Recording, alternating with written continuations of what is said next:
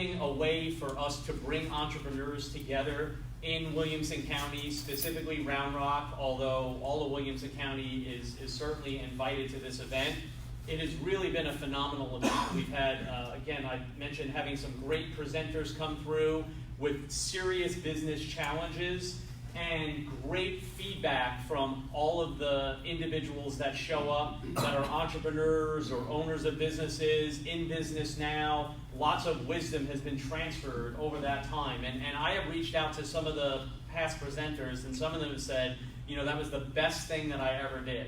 So if you have a business and you are okay with standing up here presenting and talking to a group of people, I would highly recommend going out and taking a moment, filling out an application, and you know, going out on a limb and taking the challenge. So first timers, any first timers in the audience today? Yeah. Excellent. Thank you so much. Appreciate it.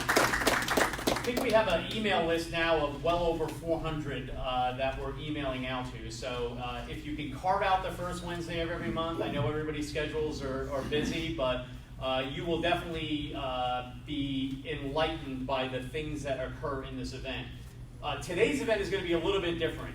We're going to have a short, small keynote, and then we're going to go into a presentation from Cuvée Coffee, who is an Austin-based business that started up and is doing phenomenally well in the Austin area. And we all know that Austin is really sort of a hotbed now with entrepreneurship, with great things happening, businesses moving in, sometimes to our detriment. Amazon and Apple and Facebook and all these companies are growing tremendously in Austin right now. So to me, Austin's the #1 place to be. If you're an entrepreneur, you're thinking of starting a business, even if you're working for another business and you're looking to move up, business is going to continue to expand.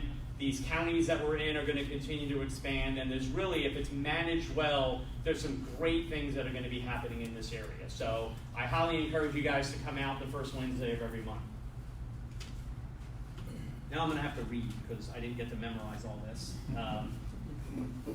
Also sponsors, Holiday Inn, Don Quick. I also mentioned No Time for Social and the Round Rock Chamber. So Holiday Inn is sponsoring this event and has over the past 6 months and now into next year. So if you do, yeah, it's great. And we asked them to really donate this space. So they are going out on a limb by donating this space and having everyone in here. If you do have any kind of business events, I would highly recommend coming to the Holiday Inn, talking with them, any visitors from coming in out of town. We want to support them as much as possible. I want to introduce Dr. Jim, and I'm going to mess it up, Geracci. Excellent. Dr. Jim Geracci is the Vice President and Chief Medical Officer at Ascension Healthcare, Texas Seton Family of Hospitals. Jim is representing the Round Rock Chamber, where he currently sits on the board, and we have a couple of board members, Jim and then Oscar. Any other chamber board members? Brentley, Amin, and a couple others. Okay, well, welcome Round Rock Chamber board members. Jim is a senior physical executive with more than 26 years of healthcare leadership experience in the largest, most complex healthcare enterprise in the world, the U.S. Army. Jim retired at the rank of colonel. Jim is also a disruptive innovator, a serial entrepreneur with both federal Department of Defense and commercial healthcare spaces for over 27 years. His experience ranges across the domains of clinical practice, academic medicine, medical education and training, the business of healthcare delivery and transformation, and medical capability, development, technology, acquisition, and commercialization. That's a lot of stuff. He's doing a lot, I'll tell you that. Jim is passionate about transforming and improving healthcare in the Austin, Texas, and beyond. As such, Jim is a health and healthcare innovator and mentor at Capital Factory. So welcome, Jim. I'll hand it over to you.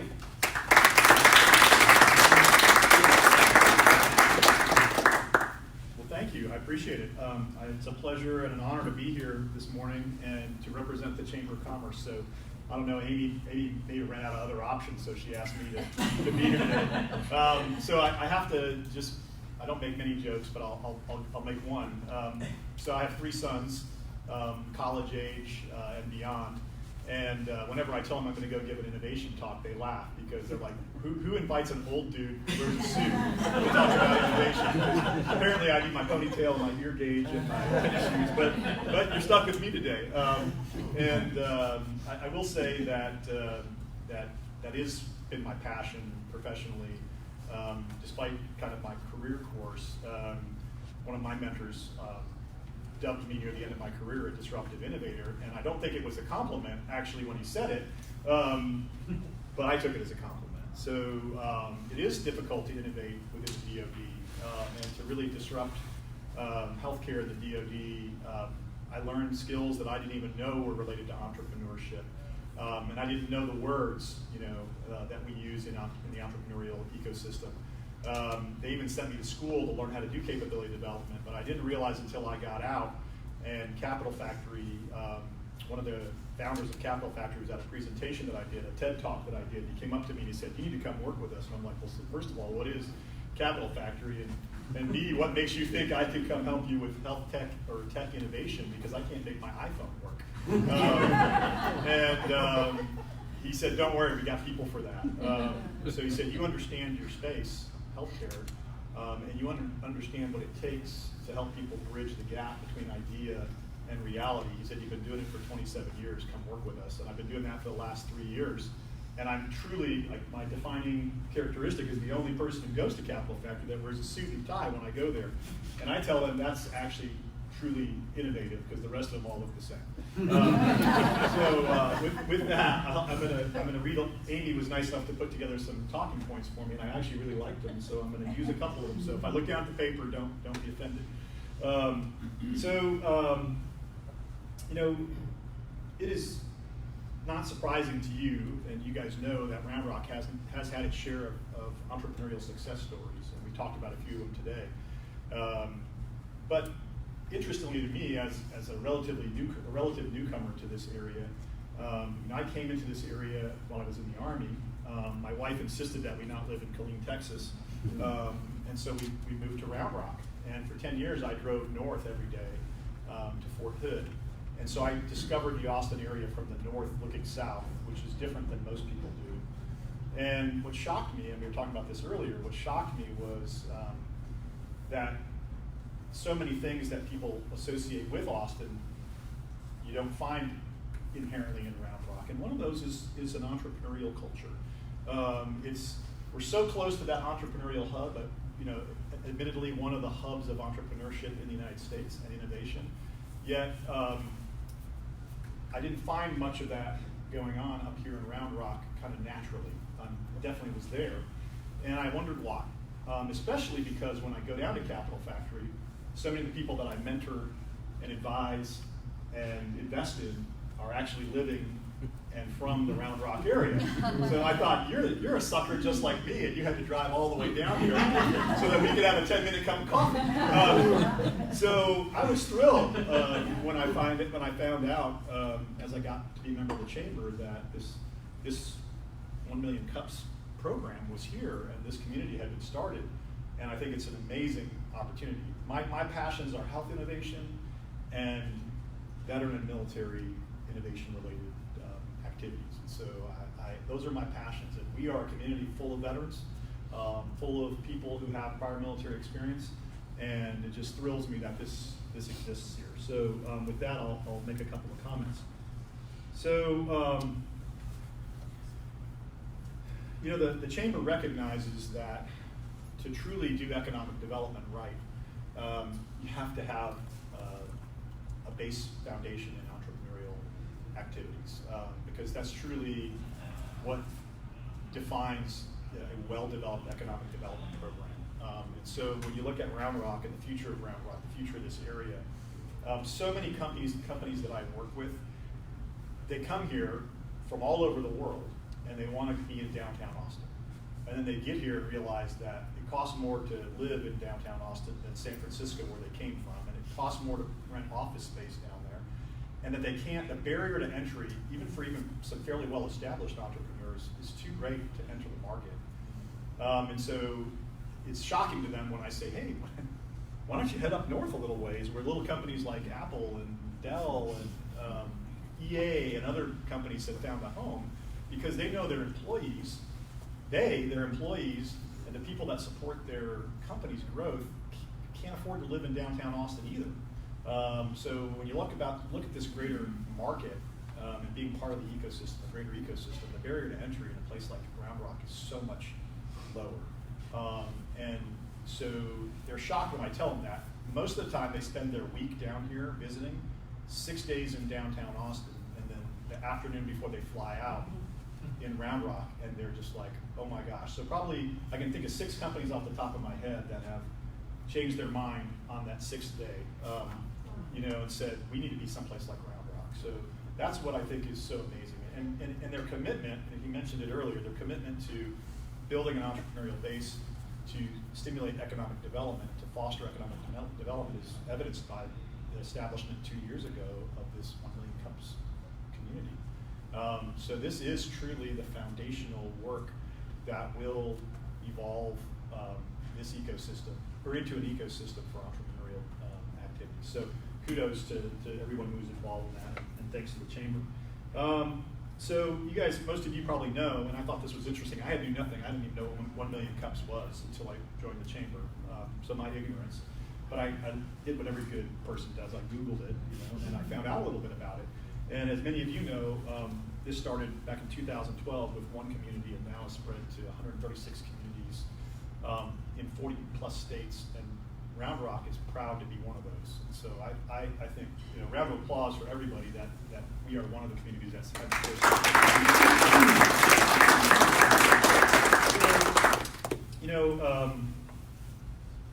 so the concept of 1 Million Cups, I thought it was brilliant. I had no idea, but when I read it, I was like, aha moment. Because I always joked that for an old guy, this whole entrepreneurial thing is wearing me out. Because not only do I have to drive down to Austin, but all of my mentor sessions are over either a cup of coffee or a beer. And I'm a healthcare guy, so I was thinking 1 million beers is probably not a good idea. Arguably, 1 million cups is better, but I will tell you, I spend a huge amount of my time, much to my executive assistant's dismay, having a cup of coffee with somebody. So I miss our first meeting start times almost every day because I'm doing coffee with somebody somewhere, and it's usually with 35 minutes of traffic between me and my office, which is up in Round Rock. So I am a firm believer in the power of that cup of coffee. The 15 to 30 minutes you spend with somebody truly is the difference between success and failure of startup companies, entrepreneurial endeavors, and innovation. And what we talk about at Capital Factory is how many collisions does it take to make an innovative idea. I always say every good idea I've ever had was on the back of a cocktail napkin, and then it developed. But how many collisions does it take to take that idea from cocktail napkin to established business? It's a lot, and I don't know if it's a million, but it's a lot. And I will tell you, those collisions absolutely are the difference between success and failure. And those collisions are with colleagues, peers who are other innovators, investors. And I always tell people when I meet with them, because they're always meeting with you because they want money. If you're here for money, or you're here for Ascension's money, then you're missing the point of this meeting. I'm not saying that's not important, because ultimately that is very important. I'm not going to stand up here and say it's not about the money. It is. And I don't have a problem with either of those, either my money or our company's money, being supportive of innovation. But those 15 to 30 minute coffee sessions are about the discussions that you have.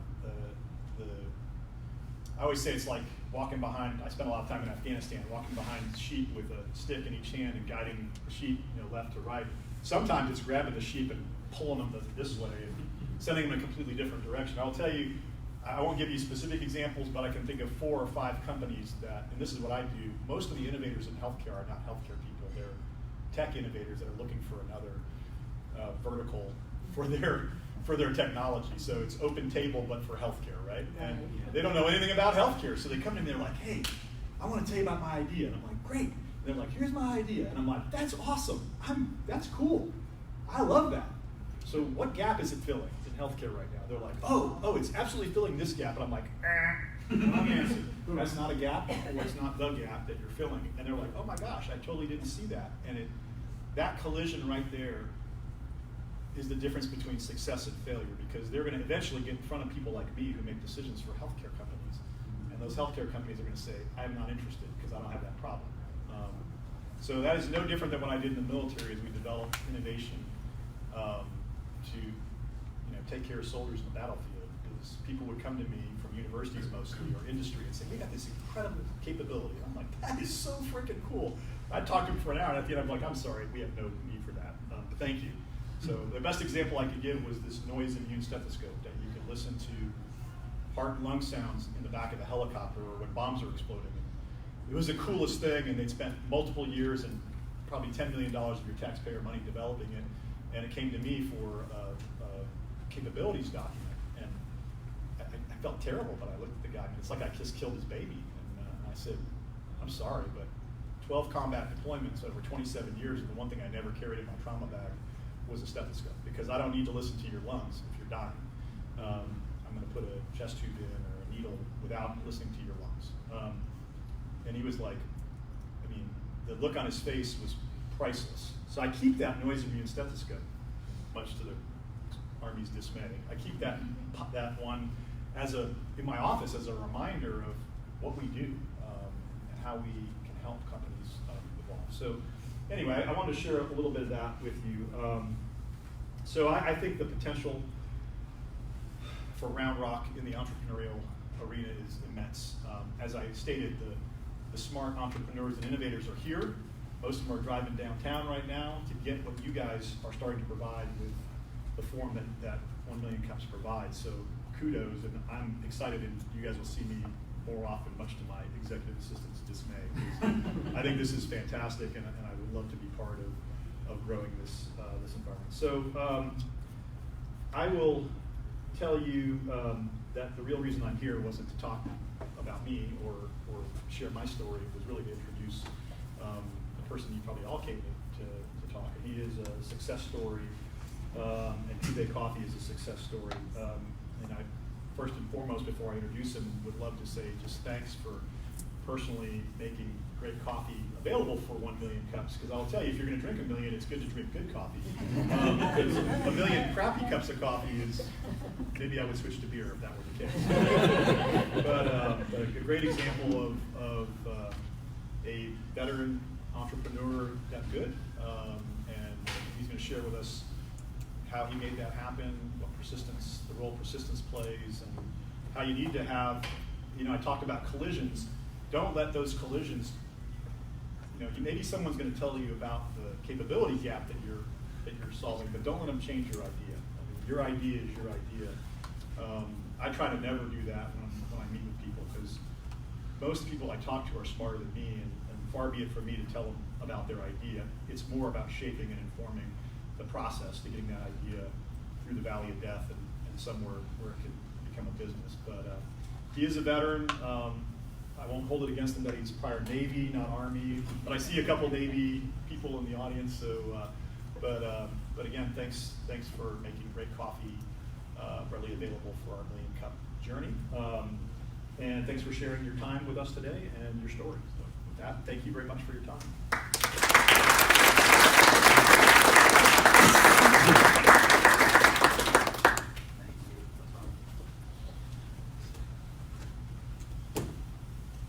Hi everybody. Thanks for that great intro, and thanks so much for coming out.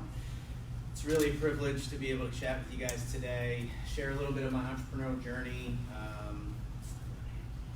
I always like to start this off. Oh, and I also do like the fact that you did mention that coffee is kind of the key to everything. So drink more coffee and you'll be more successful on this platform. I always like to start any talk that I have with anybody reminding them that I'm an average dude, just a regular guy. There is, as much as my mom told me how special I was, there's nothing extraordinary about me. Super, super, super average. And why I point that out is because this this place where I landed and the path that took me there, for probably like a lot of you guys, is a really windy road. And you know, if I can do it, anybody can do it, right? So it's super, super important to remind everybody, nothing special here. And I'm going to give you a couple examples on how non-extraordinary I started out. One, I was a very mediocre high school student. So I'm going to take you back to 1987. My father was a corporate pilot. I took a job as the captain of the aviation department at Atlantic Richfield, and they relocated our family from Philadelphia, Pennsylvania, where I was born and raised, down to Dallas, Texas. So, 87, I go into a brand new high school, which just happened to be my third high school in 3 years. One of the things that was really great about my parents is they provided every possible opportunity for me. Every possible opportunity. They were really great, always my champions. And like most average teenage people, I completely disregarded them and wasted them.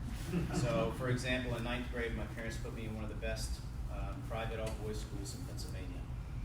I spent my first year there and then proceeded to get kicked out of there my second year. And then I went to a Catholic school because that's where my cousins were, and then we moved down to Dallas, Texas from Philly. My interpretation of Dallas, being born and raised in Philadelphia, was that everybody wore big hats, rode horses, tumbleweeds, all that sort of stuff. So they brought me down here kicking and screaming. Now, I mean, there's, just so you know, there's no way anybody could ever get me to leave Texas. So I've been converted. But just to show you the frame of mind that I was in when my parents brought me down here, I was 17 years old. The second weekend that I was here, I went out and got a tattoo, just to stick it to them. So now you're starting to get the picture of how non-extraordinary I am, right? So I barely graduated high school, and my parents could definitely see that I was not on the best path. And my dad did something that was really profound. He decided to take us on a road trip to visit all the Federal Service Academies in the U.S. So I went to West Point, I went to the Naval Academy, and I went to the Merchant Marine Academy, and the Coast Guard Academy, and the Air Force Academy. And of course, you know, as you can imagine, I was not particularly thrilled about this trip. But what my dad didn't realize at that point in time was that he had planted a seed. So after having to go to summer school to graduate from high school, I kind of floundered around, you know, that summer, and finally something in me clicked, and I actually had a goal or a dream, and I said, you know what, I want to be a naval aviator. I want to fly airplanes in the Navy. Well, obviously graduating in the bottom 10% of my high school class and having very mediocre SAT scores and everything, the Naval Academy wasn't exactly recruiting me. So I decided to enlist in the Navy. So in 1988, I enlisted in the Navy. And while I was there, I made my first application to the Naval Academy, right? And there was really two places that I could go if I wanted to fly in the Navy. You know, it was the Naval Academy or the Merchant Marine Academy.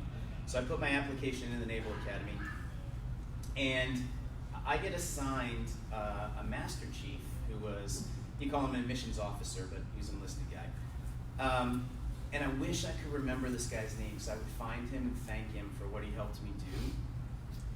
I applied to the Naval Academy, and I wish I could have been there and seen the person's face when they read my application, because they probably laughed out loud, right? So in '89 is the first time I applied. I get assigned to this master chief. He says, hey, listen, your military record so far is good. Just FYI, we usually look for the top 1% of academic students, not the bottom 10. So my suggestion is do something with your academics. Take some college courses while you're, deployed. Do whatever you can to bring your academic scores, into the realm that somebody might take a look at. So I do this, and I'm calling this master chief, and every time I pass a course or take a test or something like that, I pick up the phone no matter where I am in the world, and I say, hey, Master Chief, it's McKim, and I just want you to know, I I took this algebra test and I scored 100 on it. And he's like, okay, that's great. And no joke, minimum once a month, I would call this Master Chief and let him know what I was doing. So I applied to the Naval Academy in '89, didn't get accepted. I applied in '90, didn't get accepted. I applied in '91, didn't get accepted. And then in 1992, something interesting happened. The Master Chief said, hey, look, potentially you're a viable candidate for a Federal Service Academy. That's the good news. Bad news is it's not going to be the Naval Academy. I talked to the admissions guy over at the Merchant Marine Academy. They can put you on a standby list, and if somebody turns down their appointment, you'll be able to go. I said, okay, sounds good to me. So they do that. I'm in Japan at the time. I get called up to my CO's office. He said, congratulations, Patterson McKim, pack your bags. You're heading to the United States Merchant Marine Academy. And then, 3 days later, I'm from Japan, and I'm in New York, getting my head shaved and getting yelled at all over again. So, mission accomplished, right? 1992. I start my career, my academic career. What I failed to realize is, even though I took some college courses so that my resume was a little more attractive, I got dumped into a very intense academic schedule, very intense, that I was not prepared for. And so I floundered my first year.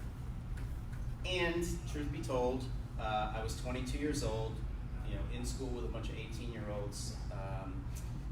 So as a plebe, you're not supposed to leave campus or anything like that. There was one other guy who was from Queens. He was 21. We used to put our jeans and everything on, sweats over top of it, and the only way you could leave campus is if you were jogging. So we would pretend we were jogging. We would strip our sweats off, throw them in the bushes. A buddy of his would come pick us up, and we'd drive down to Bell Boulevard and hit the bars and party. So not only was I failing academically, I was also making really poor decisions. I lasted 1 year. I was out of there. So my fiance, girlfriend slash fiance at the time, she had graduated court reporting school. We met in Dallas. She moved up to Philadelphia, taking a job, and that was another part of it. So I was actually leaving campus on the weekends, driving from New York to Philly to visit her, and I wasn't supposed to be doing that either. And I got busted a few times, which was problematic. I moved in with her, and I had no idea what I was going to do. I'm back at ground zero. So I took a job delivering pizzas, which was probably one of the lowest points in my life in general, right? So I'm delivering pizzas, and if you know anything about Philadelphia, they're not the most friendly types of folks.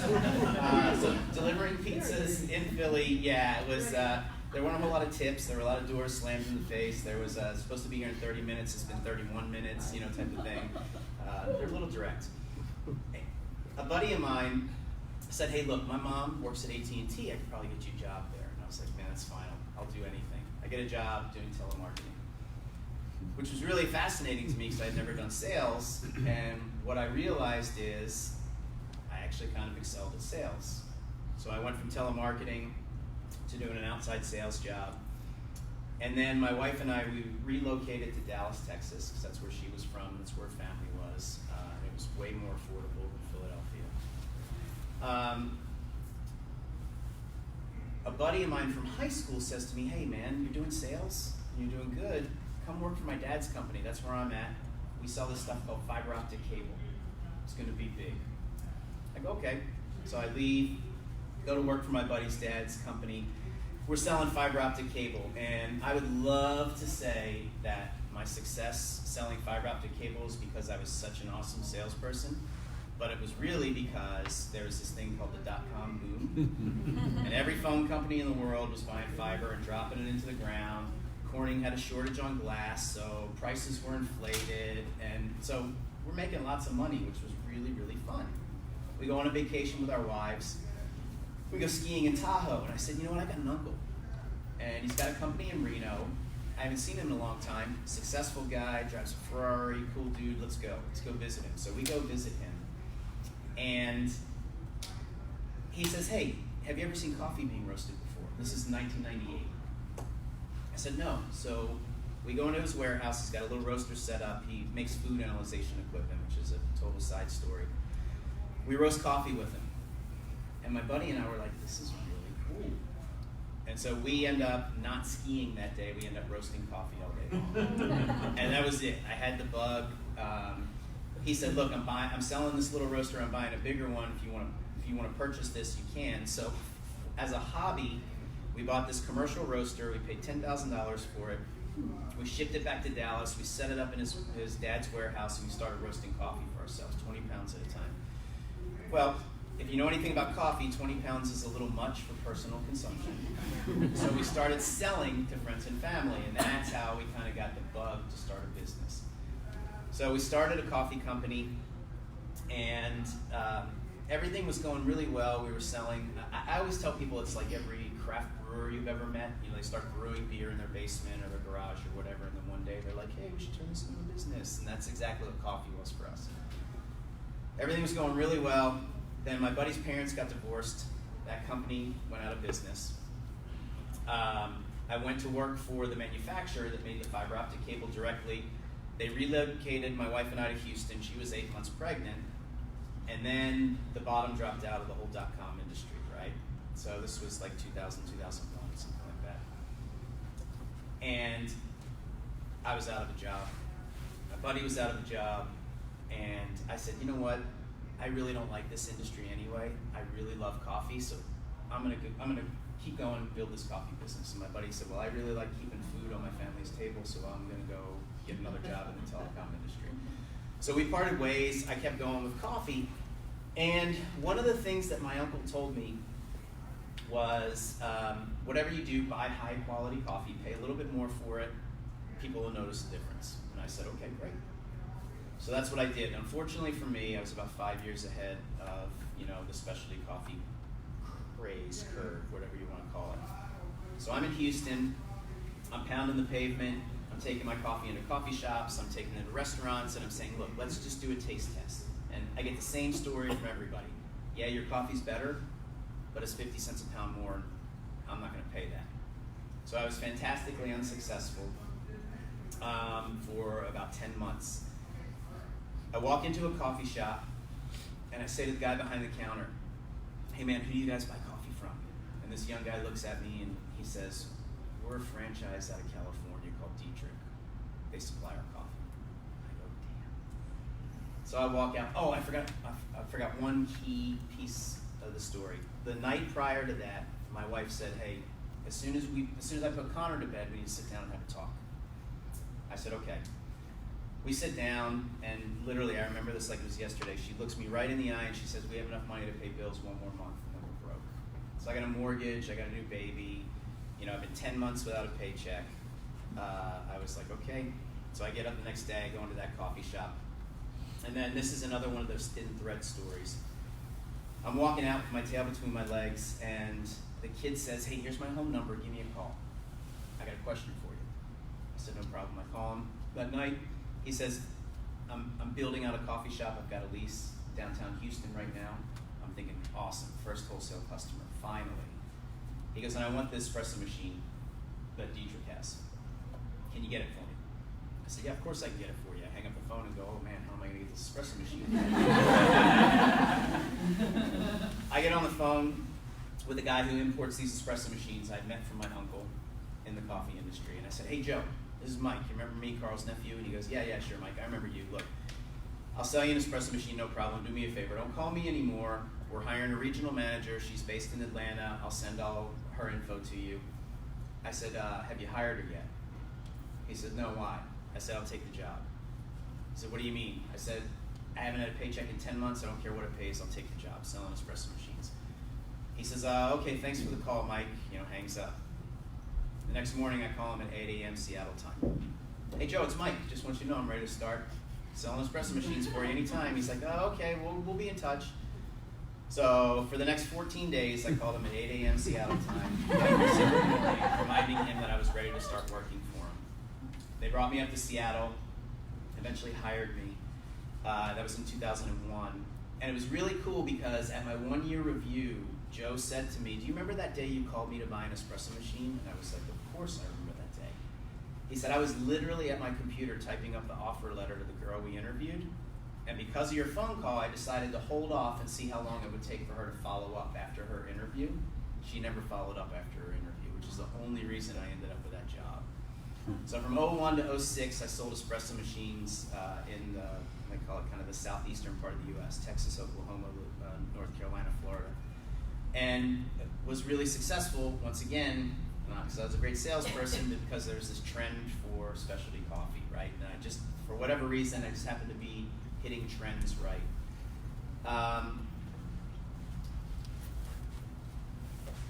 I call that my coffee MBA. So those 5 years that I worked for these guys, they were just pioneers of espresso. The guy that was the CEO of the company actually started the first espresso cart in Seattle back in the 70s. So this is my boss, right? So I'm learning from just legendary people. And I was still roasting coffee on the side.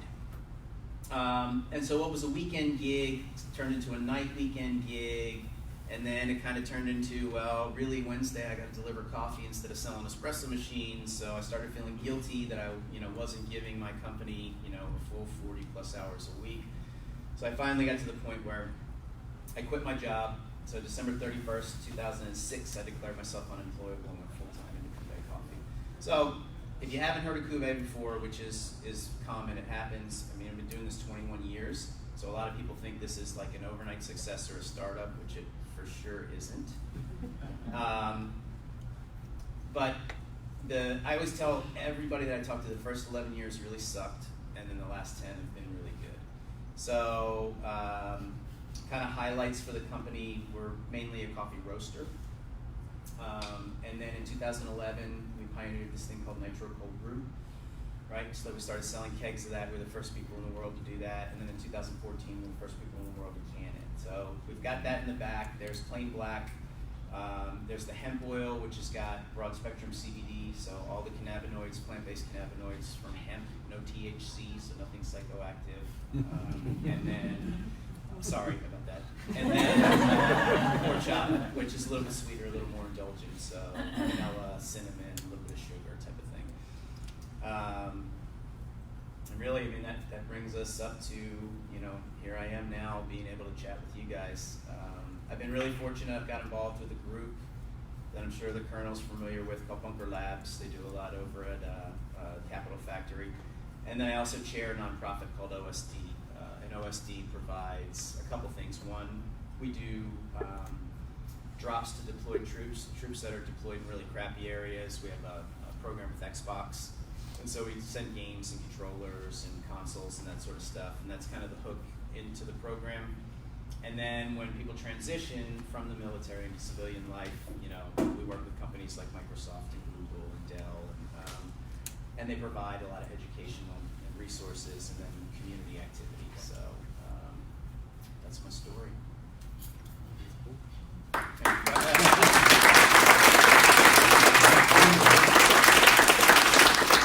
What do the next 10 years look like for you? Well, right now we're definitely, we're about a year into the scaling phase of our business. So for a guy that, didn't go to school for business or manufacturing or any of that sort of stuff, I've had to really learn on a very steep curve, and my role has changed. But the next 10 years, we're just trying to, my job now is really innovation, like staying ahead of whatever trends are, which is probably my favorite part of the job.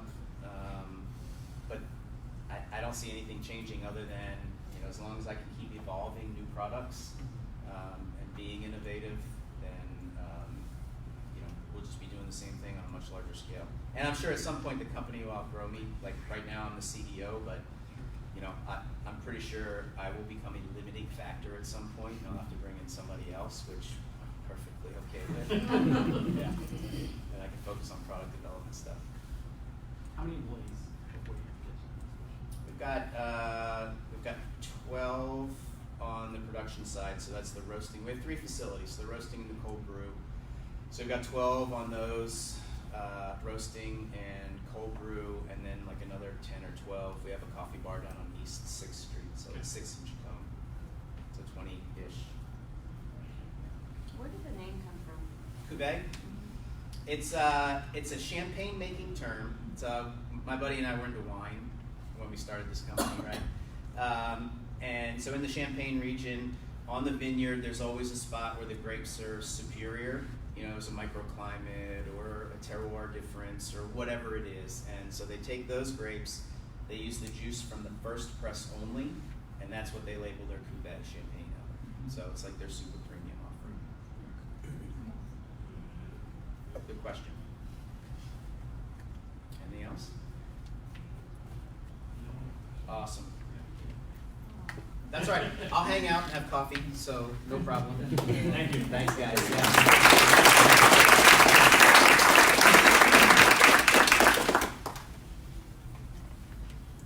Well, that was a phenomenal story, and I mean, really, just the persistence, the diligence, what it takes, 10 years of, drive and connections and coffee, and it's really amazing to listen to stories of entrepreneurs and where they got to today. I follow a crazy guy online that runs one of the largest private digital marketing agencies in America out of New York called Gary Vaynerchuk. I'm sure a few of you may be familiar with him, but he will often tell the same story where he did 10 years of YouTube videos called Wine Library, and if you ever get a chance, go back and watch episode 1 of Wine Library by Gary Vaynerchuk.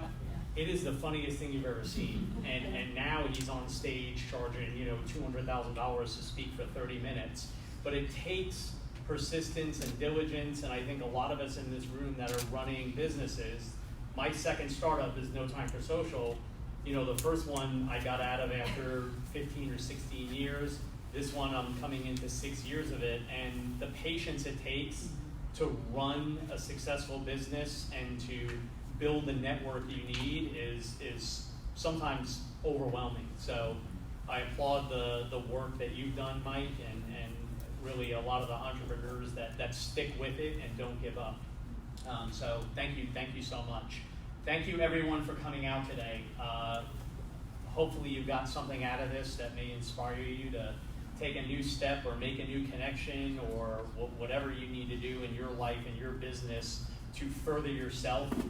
There's so many opportunities up here, and I think over the next 10 to 15 years, we're going to be seeing some phenomenal things happening in Williamson County and Round Rock with business, with entrepreneurship, with businesses setting up here and growing here. So if you plan on staying, which my wife and I plan on staying for as long as Round Rock will have us, I think you're in for some great things. So our upcoming 1 Million Cup events, so we'll go back to our regularly scheduled program, November 6th and December 4th.